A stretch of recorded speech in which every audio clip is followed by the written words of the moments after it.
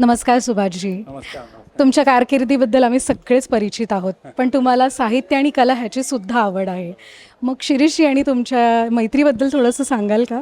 कारण काय की एक तर विलेपार्ले हे मराठी कला म्हणा, संगीत कला वगैरे सगळ्याचं एक मोठं केंद्र आहे आणि ते माझ्या एरियामध्येच होतं. मी इथला ॲडिशनल पोलीस कमिशनर होतो पूर्वी. तर आता 2001ची गोष्ट आहे. तर त्यावेळेला अनिल मोहिले हे माझे चांगले मित्र होते, चांगले संगीतकार पण होते आणि त्या व्यतिरिक्त ते ध्वनी लेखन करण्याचे त्यांची हातोटी फार मोठी होती.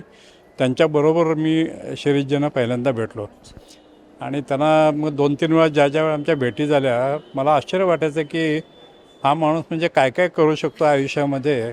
अनेक प्रकारे हे केलं आणि त्यांचं पर्टिक्युलरली जे शहाजी राजांच्यावरचे जे पुस्तक आहे ते मी ज्यावेळी वाचलं ना, मला आश्चर्य वाटतं की इतकं कसं काय माणूस एखाद्या न पाहिलेल्या, ज्याच्याबद्दल फारसा एव्हिडन्स पण अवेलेबल नाही, अशा लोकांच्याबद्दल किती सुंदर लिहू शकतो माणूस.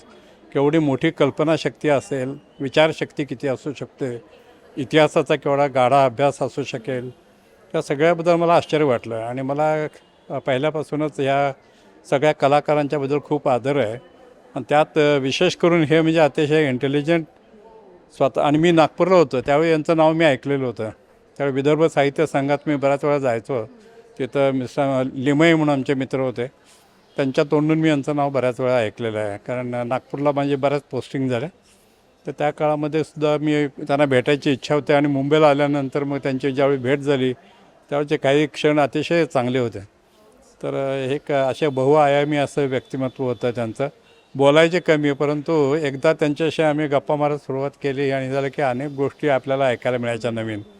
मी देखील पोलिसांसाठी मोठे कार्यक्रम संगीताचे केले आणि त्यावेळेला अनिल मोहिले आम्ही त्यावेळी नेहमी त्यांना ज्यावेळी कधी कधी भेटी व्हायच्या त्यावेळी त्यांच्याशी माझा संपर्क आला आणि त्यांना मी शुभेच्छा देतो.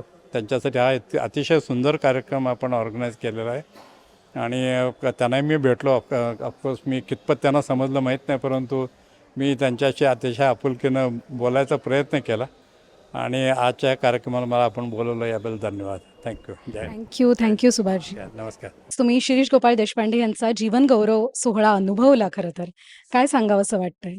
शिरीषरावांचा आणि आमचा परिचय हा खूप जुना आहे. आम्ही दोघेही वर्ध्याचे आणि शिरीषराव पण वर्ध्याचे आहे. आणि मुंबईला ते आल्यापासनं आमचा एक घरोब्याचा संबंध राहिला आहे. मग ऊर्जा असेल, अभिषेक असेल त्यांच्या जन्मापासून. शिरीषरावांकडे बघताना असं वाटतं की एवढा प्रतिभावंत आणि प्रतिभाशाली माणूस, की एकाच व्यक्तीमध्ये एवढे मोठे गुण असणं हा एक ईश्वरी दयोग असं मला वाटतं. एक कवी म्हणू नका, लेखक म्हणू नका, विचारवंत म्हणू नका, राजकीय विश्लेषक म्हणू नका. आणि त्यांच्या संगीतमय जीवन गौरव सोहळ्यासाठी आम्हाला उपस्थित राहता आलं. मी आणि माधुरी पण आम्ही स्वतःला खूप भाग्यवंत समजतो. त्यांच्या रूपाने त्यांचा विखुरलेला जो मित्रपरिवार आहे त्या सर्वांना भेटता आलं आणि त्यांनी लिहिलेल्या गाण्याचा आस्वाद घेता आला. त्यांच्याबद्दल लोक जे भरभरून बोलत होते ती त्याची खरी श्रीमंती आहे असं मला वाटतं. आणि पैशाने किंवा इतर संपत्तीने माणूस श्रीमंत असण्यापेक्षा अशा ह्या मित्रपरिवारांनी श्रीमंत असणे केव्हाही चांगलं आणि ते भाग्य त्यांना लाभले असं मला वाटतं. धन्यवाद.